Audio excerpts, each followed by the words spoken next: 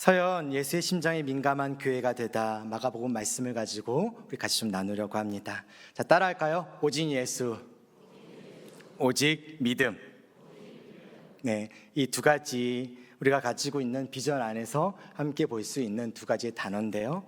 우리는 한 달간 서연 교회가 되다라는 말씀 시리즈로 교회의 본질에 대해서 좀 같이 나누고 있습니다. 지난주에는 제가 서연 예수로 충만한 교회가 되다라는 제목을 가지고 에베소서의 말씀을 나눴고요.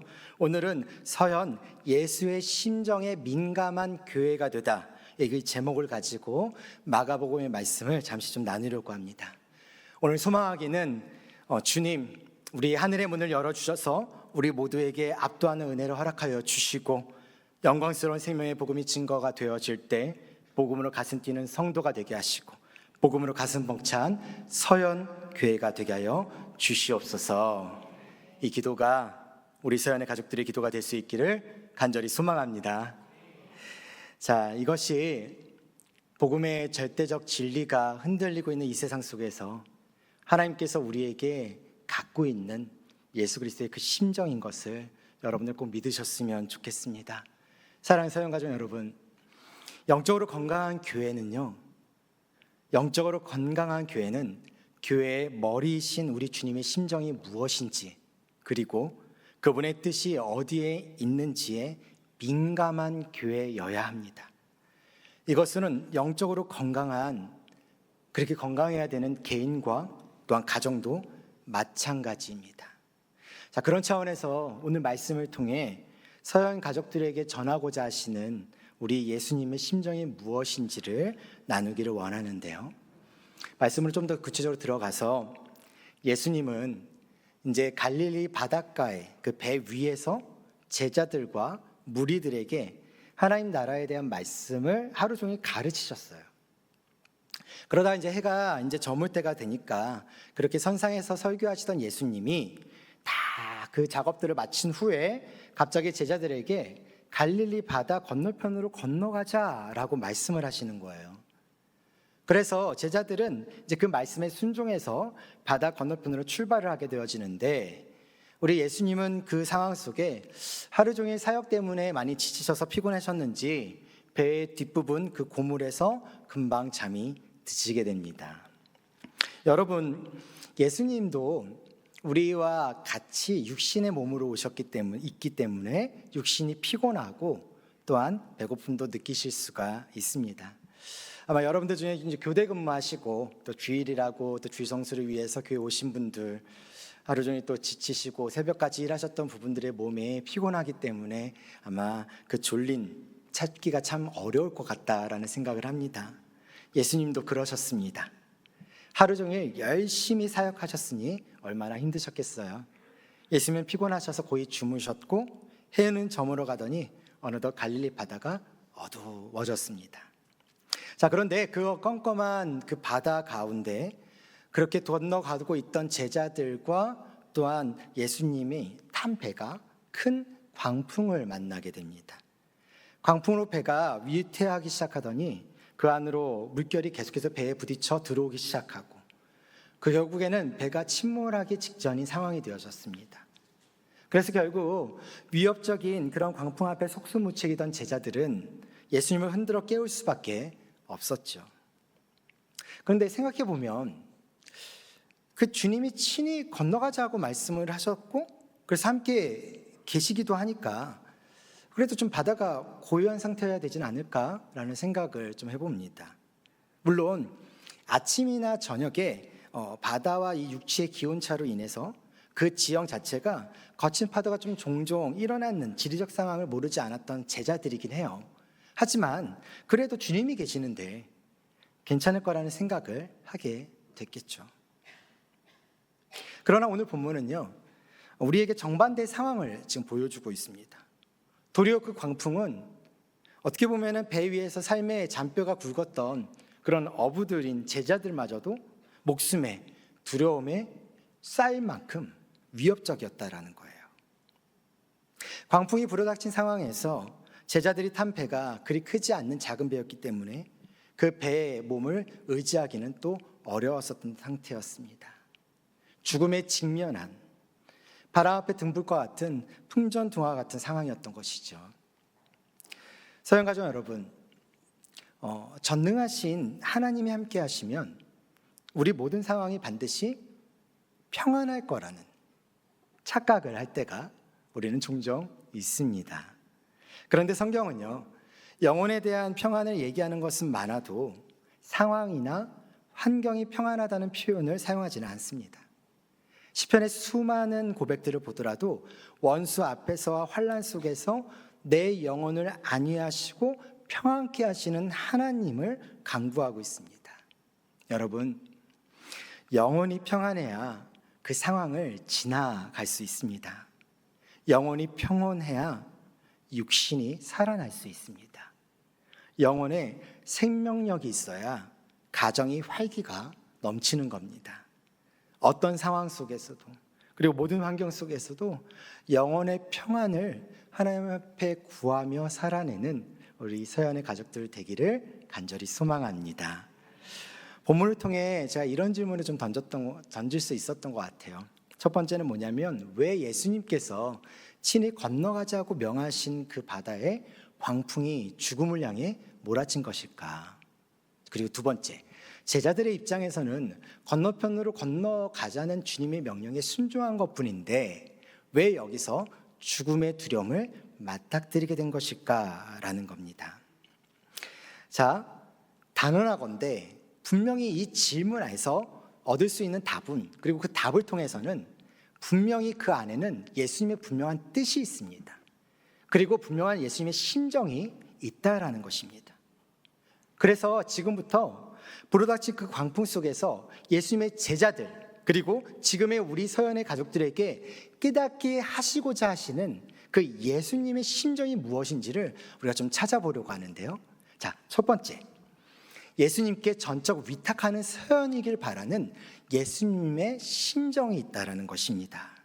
자, 마가복음 4장 39절, 예수께서 깨어 바람을 꾸짖으시며 바다더러 이르시되 잠잠하라 고요하라 하시니 바람이 그치고 아주 잔잔하여지더라. 예수님은 자신이 온 천지 만물의 주인임을 하늘과 바다도, 그리고 예수님의 다스림 속에 있음을 제자들이 깨닫기를 바라셨던 것입니다. 그렇게 모든 상황이 정리되었어요. 그리고 나서 예수님이 제자들에게 이렇게 말씀하셨습니다. 마가복음 4장의 40절 하반절에 너희가 어찌 믿음이 없느냐, 다른 말로 너희가 아직도 믿음이 없느냐라고 말씀하고 있어요. 제자들은 하루 종일 제자들, 그리고 무리들, 그들과 함께 예수님의 말씀을 들어왔습니다. 그런데 풍랑 앞에서의 그들의 부를 보면 그들은 여전히 예수님이 누구신지를 이해하지 못했던 것 같습니다. 오히려 그들은 예수님이 풍랑을 잠잠케 하셨음에도 심히 두려워하여 서로 수군거릴 뿐입니다. 어떻게 해요?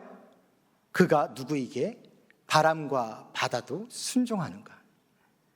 자, 예수님과 함께하던 제자들, 이들은요 정작 예수님이 어떤 분인지를 모르고 있었던 것입니다. 예수님에 대한 무지가 있었던 것이죠.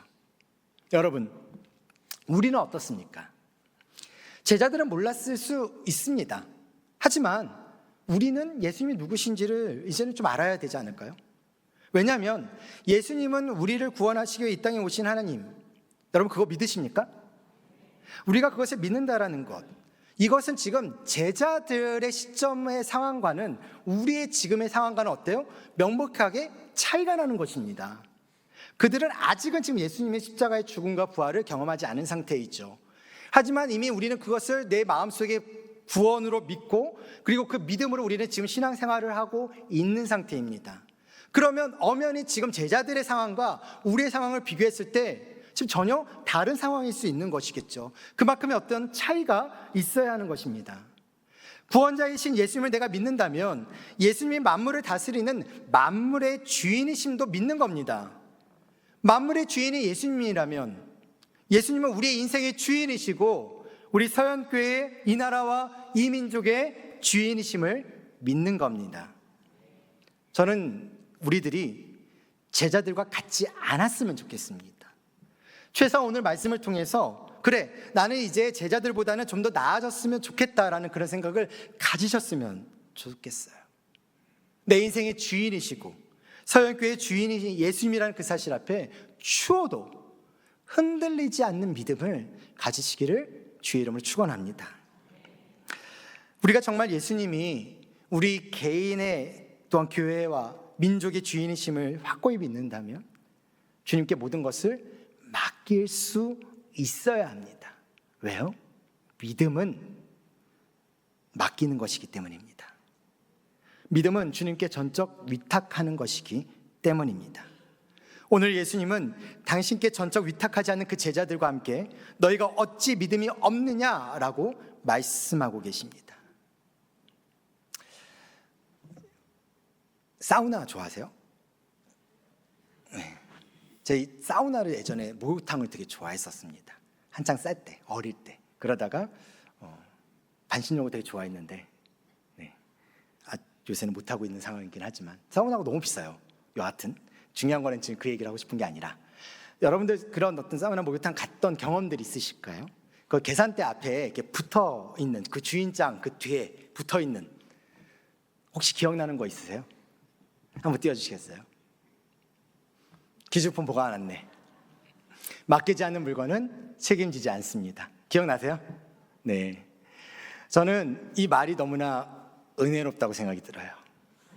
맡기지 않는 물건은 책임지지 않습니다. 거꾸로 얘기하면, 반대로 얘기하면 어떤 의미예요? 맡긴다면 책임져 주신다라는 거지. 맡긴다면 책임져 주겠다라는 거예요. 우리는 종종 주님께 전적으로 위탁하지 않았으면서도 맡겼다고 말은 하지만 마음은 딴 곳 그리고 다른 곳을 의지하고 있을 때가 너무나 많습니다. 실제로는 맡기지 않았음에도 주님 내 인생의 주인이시라면서요. 내 가정, 내 자녀의 주인이시라면서요. 왜 책임져 주지 않으세요? 라고 항의할 때가 종종 있습니다. 우리가 믿는 하나님은 유일한 분, 한 분 하나님이시고요. 하나님 외에 다른 신을 둘 수가 없습니다. 자, 이 말은요, 하나님 외에 다른 존재에 맡겨서는 안 된다는 말이기도 합니다. 하나님은 주인이 나라는 사실을 믿는다면 너 자신을 나에게 맡기라고 끊임없이 말씀해 오셨어요. 자, 시편 37편의 말씀, 내 길을 여호와께 맡기라. 그를 의지하면 그가 이루시겠다고 말씀하셨어요. 또 55편에 내 짐을 여호와께 맡기라. 그가 너를 붙드시고 의인의 요동함을 영원히 허락하지 아니하시겠다라고도 말씀하셨습니다. 베드로전서에서는 너희 염려를 다 주께 맡기라. 이는 그가 너희를 뭐라고요? 돌보시겠다라고 약속하셨습니다. 맡기면 이루어 주시고, 맡기면 붙들어 주시고, 맡기면 돌보아 주시겠다고 약속하셨습니다. 믿으십니까? 자, 잠언 16장 3절 같이 읽겠습니다. 시작. 너희 행사를 여호와께 맡기라. 그리하면 내가 경영하는 것이 이루어지리라. 아멘. 자, 이 말씀처럼 우리 서영교회가 지금까지 올 수 있었던 수많은 이유? 아니요, 다른 거 다 필요 없습니다. 단 하나의 이유, 그것은 무엇이냐? 하나님께 전적으로 맡겼기 때문입니다. 주님께 전적 위탁하기 위해서 수많은 기도들을 쌓아왔고요, 오직 기도로 교회를 그리고 성도들의 삶을 맡겨왔기 때문입니다.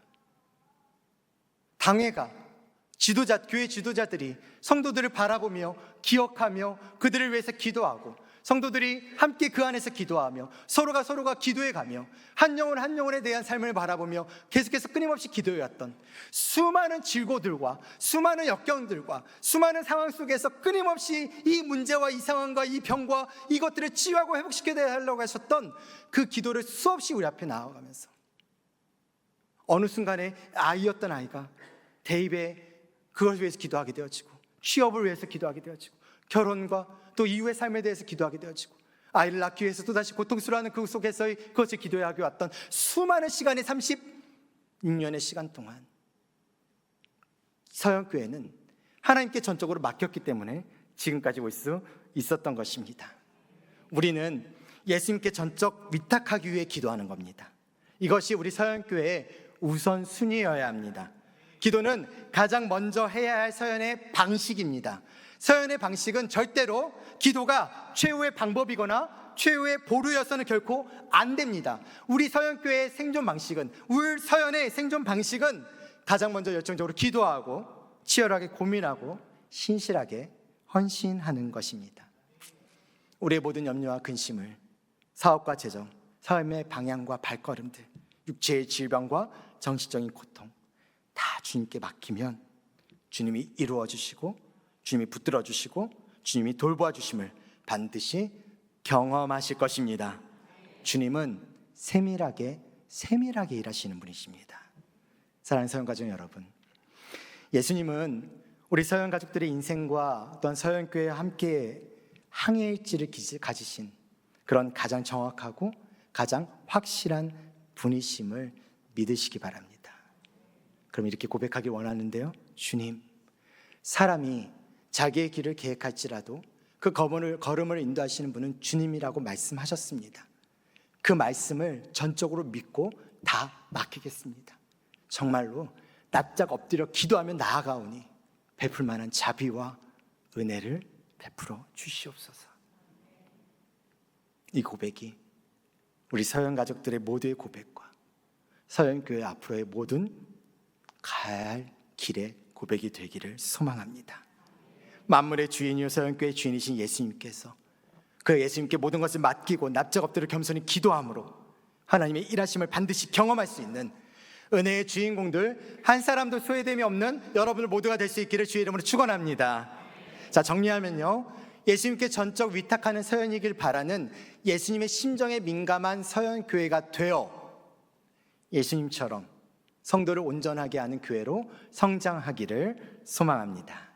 자, 두 번째로 광풍 속에서 예수님의 제자들과 우리 서연 가족들에게 닿길 바라는 예수님의 심정은 무엇일까? 두 번째, 한 영혼의 소중함으로 선교하는 서연이길 바라는 예수님의 심정이라는 것입니다. 자, 본문에서 예수님은요, 제자들을 향해 갈릴리 바다 저편으로 가자고 하셨잖아요. 그렇죠? 그럼 그 저편이 어디였을까? 이것이 마가복음 5장으로 넘어가게 되어지면 갈릴리 바다 동남편에 위치한 데가볼리 지방에 속해 있는 거라사 지역을 가리키고 있습니다. 자, 이 데가볼리는 어떠한 도시냐면요, 숫자 10을 가리키는 데카와 도시라는 폴리스가 겹쳐진 거예요. 한마디로 10개의 지역을 묶어서 하나의 도시로, 그래서 그것을 데가볼리라고 이야기하고 있는 겁니다. 그리고 거라사 지역은 그 10개의 지역 중에 하나이겠죠.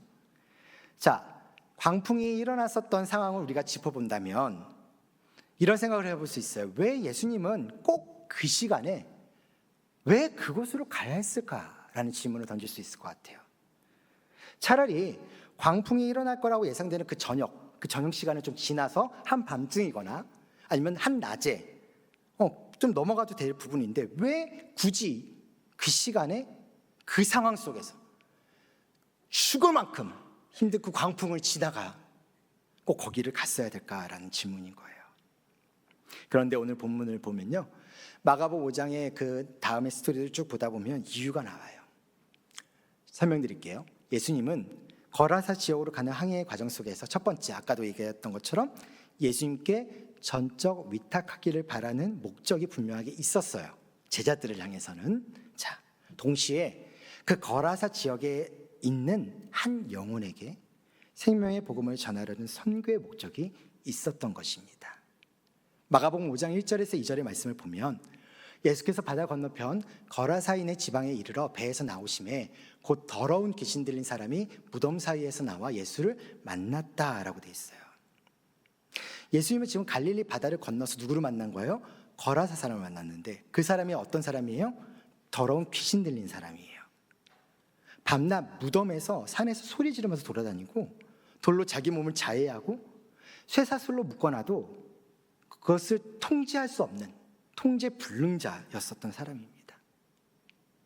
그 이유가 왜 그러냐면 그 사람 안에 있던 귀신이 어떤 귀신이냐면 군대 귀신이에요. 근데 여기서 말하는 군대라는 단어가 레기온이라는 단어인데, 레기온이라는 단위는 어떤 단위냐면 6,000명에 이르는 로마 보병 군단의 규모입니다. 이 사람 안에는 엄청나게 많은 귀신, 군단 규모의 귀신이 붙어 있었던 거예요. 예수님이 그 사나운 그 광풍, 그 풍랑 속에서 그 시각에 굳이 건너가려고 했던 이유, 그것은요, 예수님을 너무나 간절히 원했던 사람이 여기 있다라고 말하는 어떤 소식 때문도 아니고요, 그 사람이 너무나 부유해서 뭔가 예수님한테 사역에 도움이 되겠다, 그것도 아니고요, 구원하면 뭔가 유익할 것 같은 사람, 그런 것도 아니라는 겁니다. 그들을 만나기 위해서 한 것이 아니에요. 누구를 위해서? 어둠의 권세에 묶여있는 거라사 사람을 만나기 위해서, 한 영혼을 구원하기 위해 갈릴리 바다를 건너 거라사까지 오신 것입니다.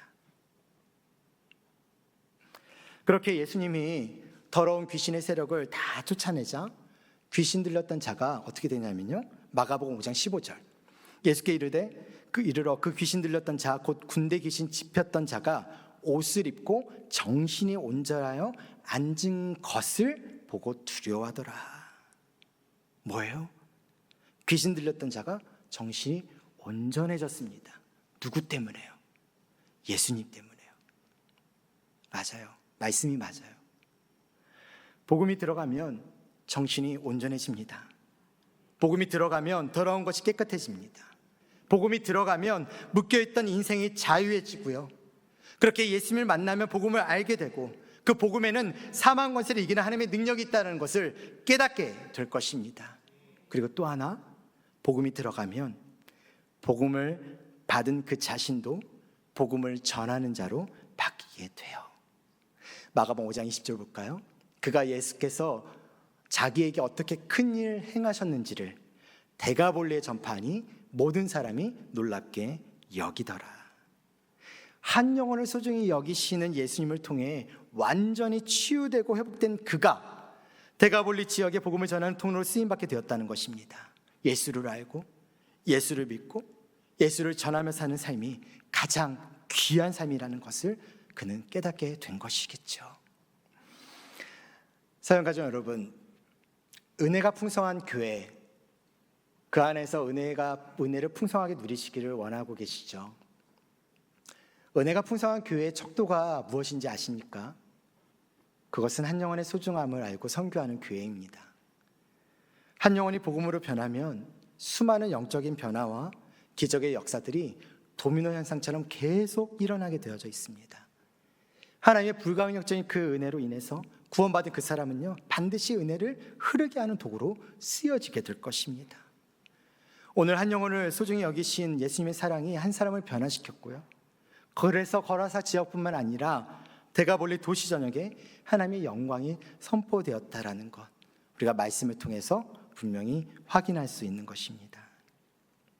그렇게 보면 갈릴리 바다의 그 광풍이라는 것, 이것은 한 영혼을 소중히 여겨 그들에게 복음을 전하기 위해 건너가는 예수님을 절대로 막지 못했다라는 것입니다. 그리고 또 하나, 오히려 그 광풍이 한 영혼을 속히 만나고 싶어하는 그 예수님의 간절한 그 심정을 읽고 그 광풍이 배를 열심히 밀어냈겠죠. 다시 말씀드립니다. 성장도 선교도 출발점은 한 영혼에서부터 출발하는 것입니다. 교회가 부흥하고 또 성장해가는 모든 과정들은 예수님처럼 한 영혼을 집중할 때 주시는 하나님의 폭발적인 은혜인 것이지 인간의 능력, 헌신, 노력 아닙니다. 선교를 하는 것도요, 한 영혼의 소중함으로 복음을 전하려는 열심이 없이는요, 제대로 감당할 수 없는 사역임을 잊지 마시기를 바랍니다. 하반기 사역을 이제 준비하고 하나씩 진행해 가고 있는데요, 하반기 사역 가운데 특별히 10월 26일 주일은 종교개혁 주일로 저희가 지키게 되거든요.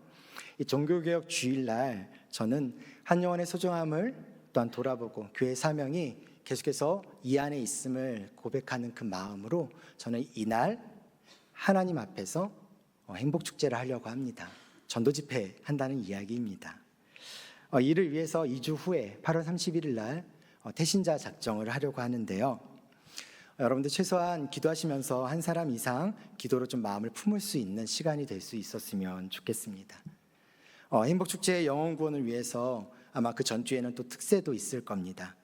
이때 태신자를 구원해 주셨음에 감사하는 미리 감사로 같이 기도하며 주님 앞에 간절히 매달릴 텐데, 기도로 품은 영혼 주님이 구원하신다, 이 모토가 우리가 하나님 앞에 고백하며 기도하며 이 행복축제를 감당할 수 있는 이유인 것 같습니다.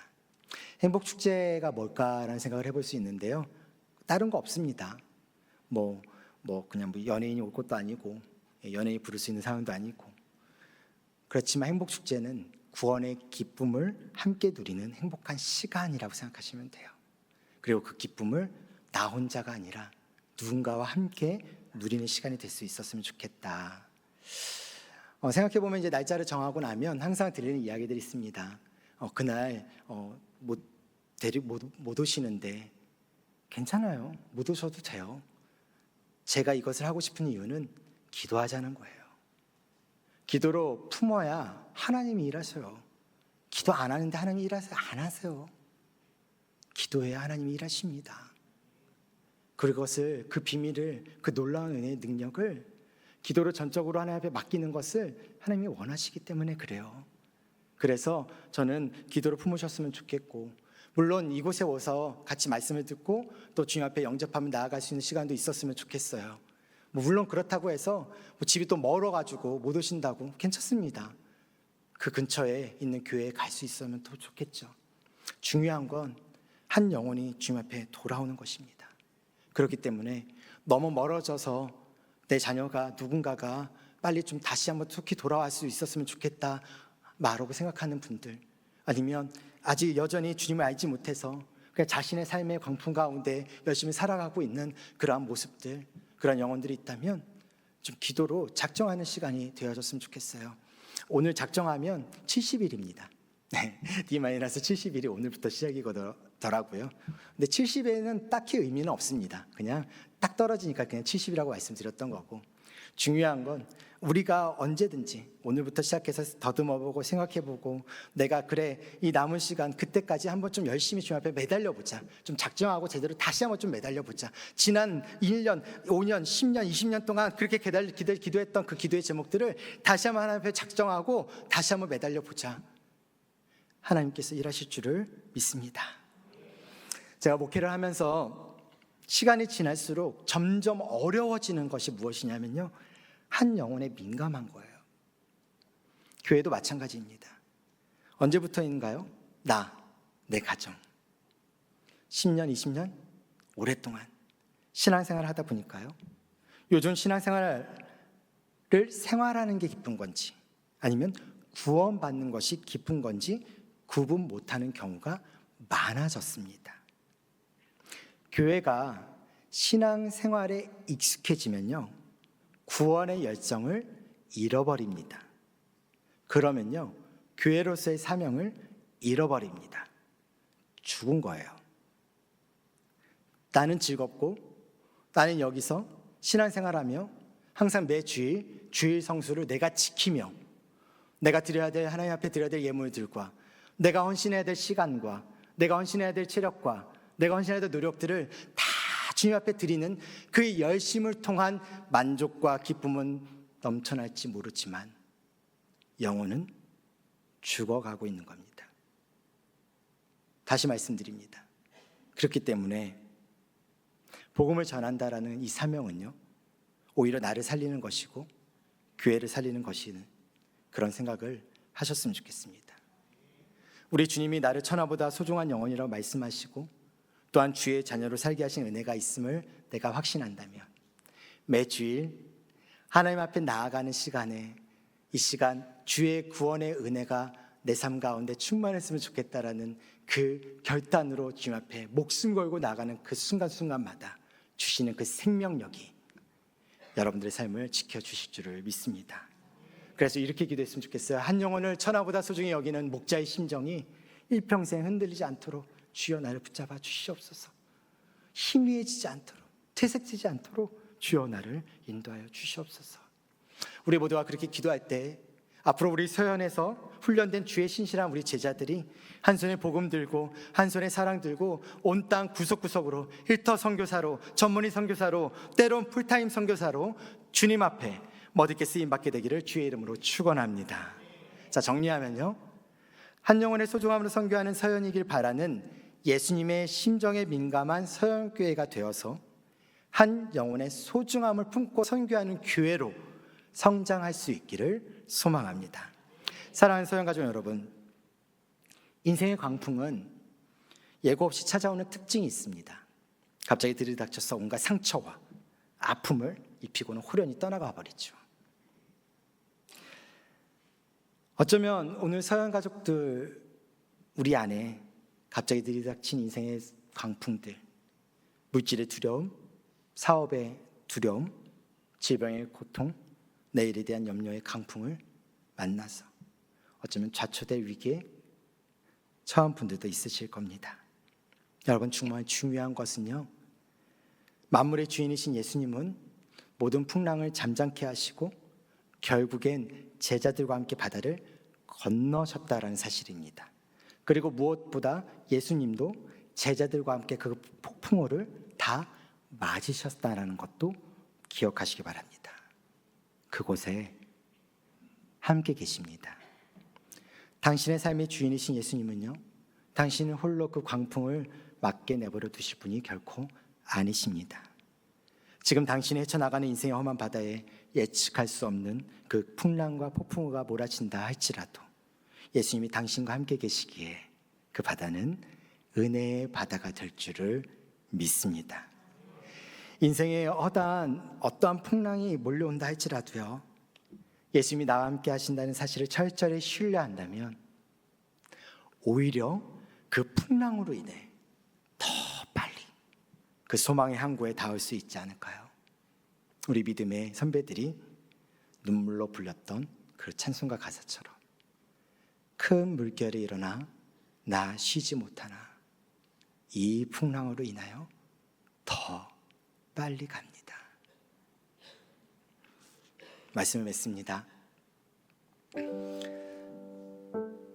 우리 모두 우리 인생과 서연교회의 주인 되시는 예수님과 함께 거룩한 선교적 사명을 함께 했으면 좋겠습니다. 그 항해를 같이 출항했으면 좋겠어요. 때론 그 항해길에 예측할 수 없는 풍랑을 만날지라도요, 이 교회의 주인이시고 그리고 선장 되시는 그 예수 그리스도께서 우리의 삶과 우리의 인생의 주인이시고 선장 되시는 그 주님께서 반드시 우리와 함께 하시며 우리가 나아갈 길을 인도해 주실 것입니다. 그리고 오히려 그 풍랑이 서연교회에 허락하신 거룩한 목양적 그리고 선교적 사명을 더 빨리, 더 아름답게, 더 영광스럽게 완수하게 될 것입니다.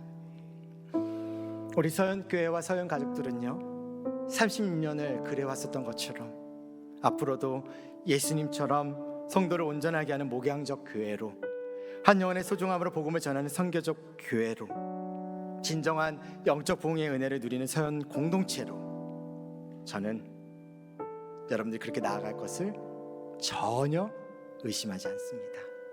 소망하기는 우리 서연 가족들 모두가 목양적으로, 선교적으로 거룩한 소명의식을 가지고 영적으로 함께 하나가 되어 영광스러운 울서연을 함께 만들어가는 그리스도의 신실한 제자들, 그렇게 살아갈 수 있기를 주님의 이름으로 축원합니다. 자, 우리 옆에 있는 분들하고 이렇게 인사하고 또 정중히 또 격려했으면 좋겠는데요, 예수님의 심정에 민감한 성도님 되세요. 인사하겠습니다. 또 이렇게 격려했으면 좋겠습니다. 저 이거 쓰면서 눈물 그냥 찡했습니다. 그냥 제 마음만 그랬거든요. 여러분들 마음이 서로 이렇게 통했으면 좋겠는데, 존귀한 성도님, 울서연이라 너무 좋습니다. 인사하겠습니다.